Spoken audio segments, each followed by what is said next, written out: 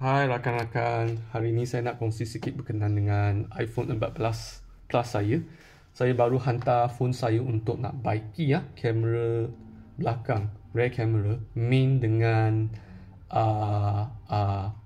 wide angle camera secara percuma sebab sekarang Apple ada program baiki untuk 14 Plus saja secara percuma. Saya rasa ini manufacturing defect lah kan, defect daripada pembuatan. Okay, so apa yang jadi hari tu saya nak scan touch and go untuk nak bayar apa-apa kan, tak jadi kan, kamera tak keluar. So bila saya masuk camera mode, dia keluar hitam. Bila saya flip, dia asyik sangkut dekat kamera depan saja.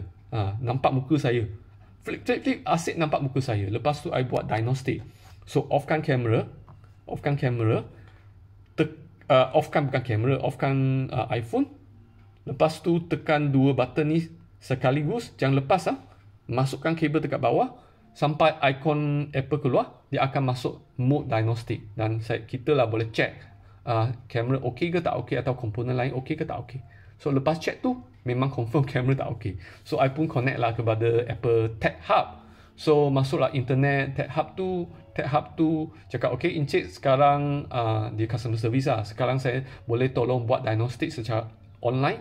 So dia akan hantar satu diagnostic request dekat iPhone saya tau. So I tekan accept. So dia akan buat secara online diagnostic dan jumpa confirm kamera ni rosak, dan dia tunjuklah saya program untuk nak tukar kamera secara percuma. So saya tak bayar sesen pun untuk pembaikan ni tau, untuk repair ni langsung tak bayar. So repair ni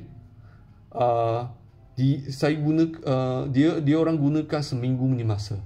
Kan seminggu ni masa untuk minta parts tu daripada mungkin China lah, Foxconn China kan, dan hantar dekat switch sini. Dia orang dah buat replacement lah, dah tukar ganti kamera yang rosak. So kamera saya, main kamera, kamera utama, kamera wide angle, flash semua tak boleh pakai. Okay, lampu flash tu tekan tak keluar apa pun, tak ada lampu.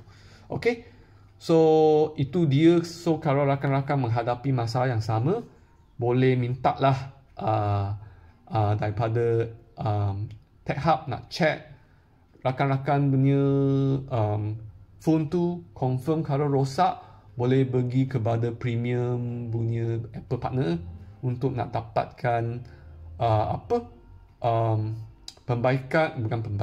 repair ni secara percuma. Ya, percuma, sesen pun tak payah bayar. Kalau rakan-rakan dah pergi keluar buat ganti kamera tu, boleh minta juga kos tu kepada Apple, dia boleh bayar. Itu yang dalam statement tu. Okay,